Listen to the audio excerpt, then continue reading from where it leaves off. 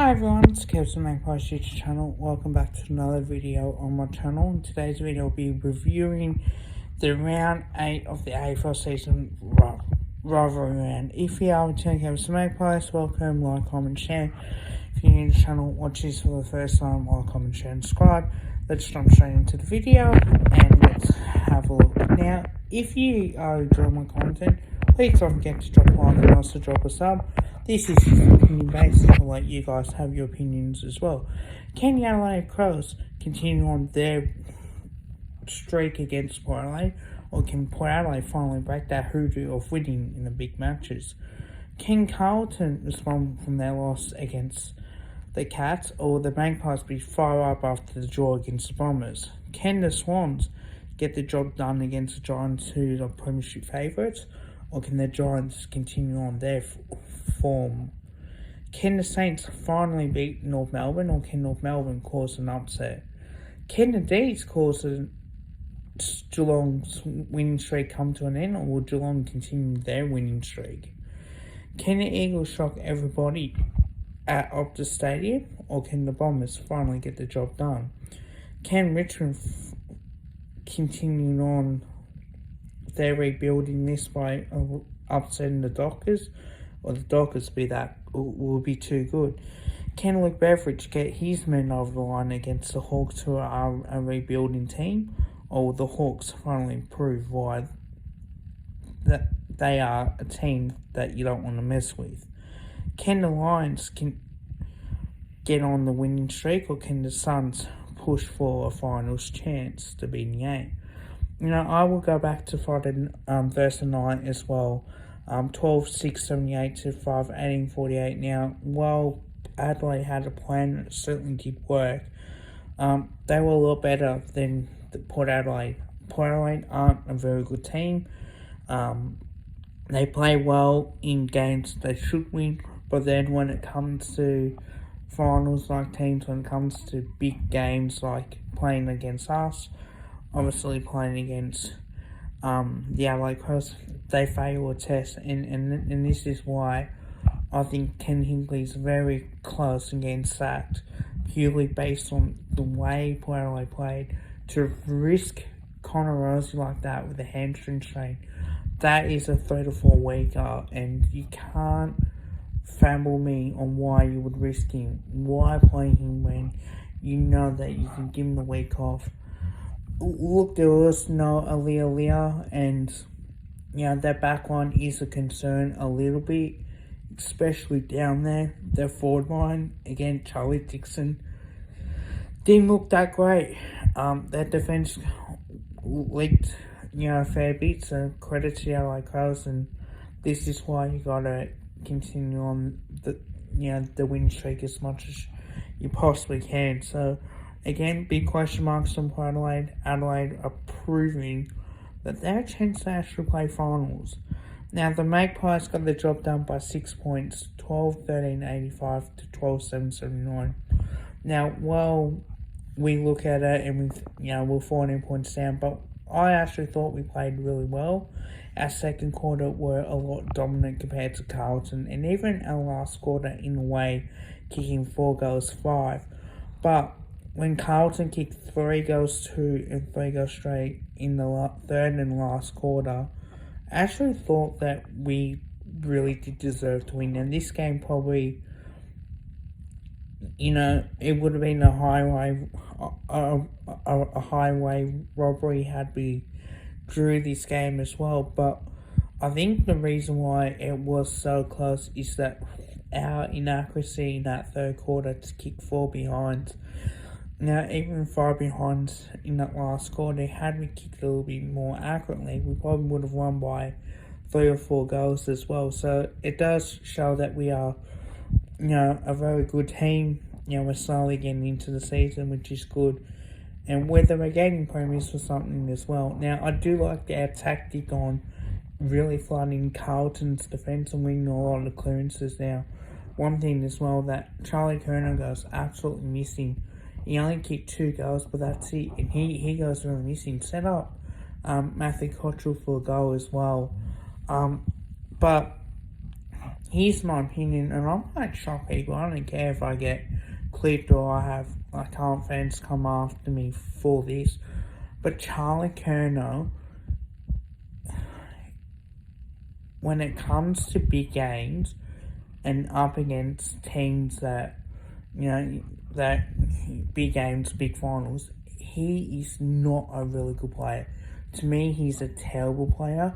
He plays well against the weak, terrible teams that he should. But when he's up against like a Geelong or when he's up against like a Collingwood, he struggles to get up for those games. Even when Brisbane, when in the opening round, Harry Mackay really shine up and perform well. Charlie Curnow is very much missing in big games as well. Now, in noticing that he doesn't get the free kicks as much as well. Now, the umpire is starting to see on what he does as well. He initiates the hold. So therefore, when they see holding, they're not going to pay those free kicks. And I think Charlie Curnow is useless. I would trade him if I were Carlton right about now. I would prefer Harry Mackay. I would prefer Jack Savani if you need that role player as well. Their game plan does not work out because all it is to kick it to Mackay, kick it to Curnow, and that's it. Once you flood back, once you get a fist on the ball like we did, and we ran out of defence and we got numbers back, it worked to our advantage as well. So this is why. And I know he's a 2-time Coleman medal, but in having said that, he does go missing in big games. And people got to realise and not smell the roses with him. He's useless. He's a hack. This is what you call an overrated spud that comes into this team and expects to try and wrestle and try and get free kicks. When he doesn't get it, when Darcy Moore, Billy Frampton do a very good job on him defensively, then you know it's working. Same thing with Harry Mackay. Harry Mackay, at least he gives a shit and he can go up the ground. He's a very good field kick. He can be as that second ruck if you really need to. But this is why, I would take Harry Mackay right now. I know he's won the Coleman medal and yes, he's had his goal-kicking problems, but having said that, he kicks those goals that he's now learning. So it does take time for him to get his kicking boots on. Now, having said that too, I will have a look at the ladder now. Carlton are now 8th. Now, had Gold Coast win, ladies and gentlemen, they would have been out of the 8. Telling you this right now, they would have been out of the 8 had the Suns defeat the Lions. So before I do go into the next matches as well and the scenarios that can potentially happen, but then they aren't good enough. When they were 4-0, right? When they were competing well and they're winning, it was all good. But a lot of things that come into that, they were getting found out defensively. Fremantle flooded that. Yes, Fremantle should have won that and they were robbed. And they've had their chances as well. Then you look at the Giants, where they fought back from being over 20 points down and they won that, the boys. Okay, you give them a tick for that. The Carlton game, you give them a tick. The Brisbane game, they were 46 points down. Nobody loses from that. Coleman goes off, that's it, they lose their structure. Against Richmond, a stupid 50-minute penalty that was not there, and yet he can, Tony Conley kicked the goal out of it, and then it was only a 5-point margin. So again, Richmond had a lot, 3 players on the bench as well. Had they not done that, Carlton would have lost another game. So they're now starting to prove to me that maybe they aren't as good. I did have them in the 8. I thought they'd be where they were. But when it comes to finals, Charlie Curnow has not delivered at all. Harry Mackay's the only one that's really getting into it. And this ain't going to change if they beat West Coast in Perth or if they beat the Suns at Marvel Stadium. This will only change if they play well in big games. I don't want to see Charlie Curnow kicking 8 goals against a weaker West Coast team or a weaker North Melbourne team or a Hawthorn team. No. To me, that shit don't count.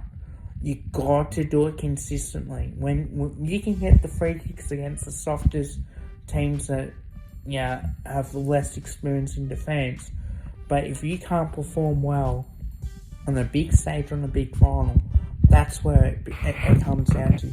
The game plan is getting found out. Geelong did it, we did it. Both us teams exposed them. The reason why it was that close, a little bit, is because Geelong had their foot off the accelerator as well. Had Geelong kept that foot on the accelerator, it would have been a lot worse scoreline for Carlton as well. Can't use injuries as an excuse as well. The Swans came to job down 14-98 to 10-9-69. Now, while they were good at quarter time, the Giants and Sydney Swans kicked inaccurately 2 goals 6. Look, credit to the Swans, they were good in the Battle of the Bridge. That rivalry is so huge. So for that, I'm really excited to see what comes out of it. Nothing else that you can really say, but credit to the Swans for getting the job done as well. The Saints win by 38 points. I think this is probably more disappointing. Yes, they got 100 points, but 15-13, 103 to 10-5, 65. They did stop a little bit, and they did allow them to kick 3 goals to 1 as well. So, again, it's probably not the best of performance. Max King only kicking 1 goal. Again, needs to start really taking the game by the scruff of the net. I don't think he's that type of player at all. So, there are issues for the Saints if, yes, you can count that as a win, but next week, the Saints do have the Hawks, and that could be an interesting game itself. So, that's where the issue is as well. Melbourne played really well, kept Geelong out of the game, choked them with their defence as well, and only win by 8 points, 10-14-74 to 9-12-66. Now, by looking at this as well, the rush behinds were 1 each, and 1 was touched for Geelong. So, in the way that they had the chances to kick some goals with Jeremy Cameron as well, they were shocking. So, Melbourne choked them up defensively. With Geelong, you have to go quickly, and you have to lower your eyes when you go forward. They didn't do that. Felt like Geelong were chasing the game, and when they did, it was back and forward. Inaccurate kicking from both teams. Melbourne were good enough in the end to create the chances that they need to get the job done as well. So credit to the D's for getting the job done. Now Essendon winning by 6 points, 11-11-77 to 11-5-71. I thought this was going to be another draw. Now Essendon were 22 points in front in that second quarter, but credit to where it's due. They fought back the Eagles, and they got within the kick, and they kicked 3 goals 1 in the second quarter compared to 5 goals 1, and they kicked 4 goals 3 to 3 goals 2, so they won the third quarter. The last quarter 3 goals straight compared to 1 goal 3. In the end, that was nearly the ball game that cost Essendon, to be fair. But it was a great win for the Bombers. They needed that. But this is where it's due as well. So again, there are a lot of question marks for Essendon. They really need to start pulling their finger out of their arse right about now. Now, the Dockers win by 54 points, 15-13, 103 to 6-13-49 as well. I think this was a much better performance from the Dockers. 4 rush behinds compared to 3, but having said that, they kicked a lot more accurately in front of goal. They were good for the whole game as well. So they absolutely dominated, except for the third quarter when Richmond did dominate.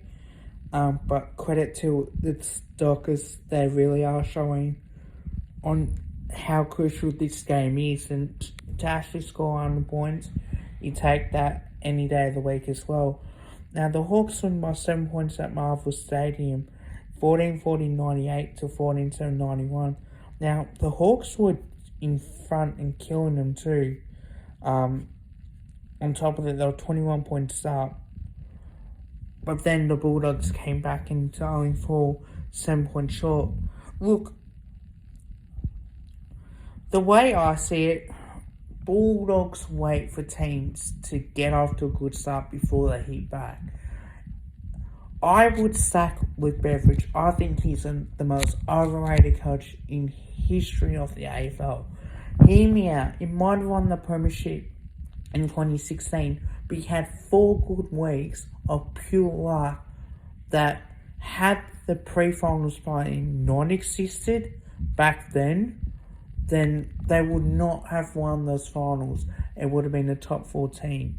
So again, 2021, their role is to finish outside the top 4 to try and win the premiership. This list is far more better than being where they are on the ladder, being just in the top 8. They should be a top 4 team. The reason why they're not is because they're not really prepared to do the hard yards and work their asses off. And there's a lot of tensions going on with Luke Beveridge. So maybe this is an opportunity that we can see on what will happen. But I do think that he will get the sack as well. This is pathetic performance. Really is. I'm sorry, guys. I have to call this out. Because going into this game, right, Bulldogs were 11th. The Hawks, they were really 17th. To win against the Bulldogs by 7 points and to jump up to 16th, this is the most embarrassing and choke performance from the Bulldogs that we ever seen. So they really need to pull their finger out of their asses before anything else happens. I can't trust them. I picked the Bulldogs to get the job done, but I'm starting to doubt myself for the Western Bulldogs because I don't know which Bulldogs team is going to show up. Now, while I did pick the Suns, the Lions won by 34 points, and they did have a lot of injuries, 10-19, 7-9 to 6-9, 45 as well. They're up nearly 50 points at one stage. So, again, credit to the Suns flying back, 41 points, and then they got within the kick, really less on that. So, credit to where the Suns did play. Unfortunately, they weren't good enough, but they did fall back pretty well as well. So, there you go, guys. There's a bit of a rant about Luke Beveridge and Charlie Curnow. Look, I'm in a strong opinion, strong view of this. I would rather keep Mason Cox and Charlie Curnow. I would get Harry Mackay in front of Mason Cox right about now. And I do think that because he's not getting the free kicks that he's got, he's a one-trick pony, and therefore he's relying on the way that he's trying to use his strength, and he's not getting up in the footy. When the heat gets on him, and they need someone to perform, he doesn't do his job. He always backs off and doesn't want to do it. So I don't know why that is the case, but that is an issue. And I truly think if Carlton don't make the 8 this year, I think Michael Voss will be close to getting sacked. And, it's under his watch. The big statement that they made, against the Cats, can't back up against the Pies. Yes, it was a kick, but to be fair, had we kicked a little bit more accurately, there would have been no talk on that. It would have been the lack of the way Carlton were playing as well. So, in big games coming up next week too, guys, so we got Carlton versus Melbourne. It's now 8th versus 4th. We got Geelong versus Port Adelaide, in which I think Geelong will win. Then you got Fremantle versus the Swans. That's going to be tough. Hawthorn versus Saints, that's interesting. Essendon versus the Giants. Richmond versus the Bulldogs. Suns versus North Melbourne. Collingwood versus West Coast, in which I expecting an easy win for that. And then you got Adelaide versus Brisbane up at the Adelaide Oval as well. So I'm expecting big things to come out of those games as well. Hope you guys liked the video. Don't forget to drop a like and also drop a sub as well. Let me know what your opinion is on top of it. We'll be doing Collingwood, and I've also done a rivalry ones as well, which I've got to try and edit that out. But I will get that for you guys when I can. So, please, subscribe to the channel, and we'll see what happens. But until next time, don't forget to drop a like and also drop a sub. Loving each and every one of you. Well, look, I'm over the moon when we win, and that's good. But for me, it's time to speak the facts. Bye for now.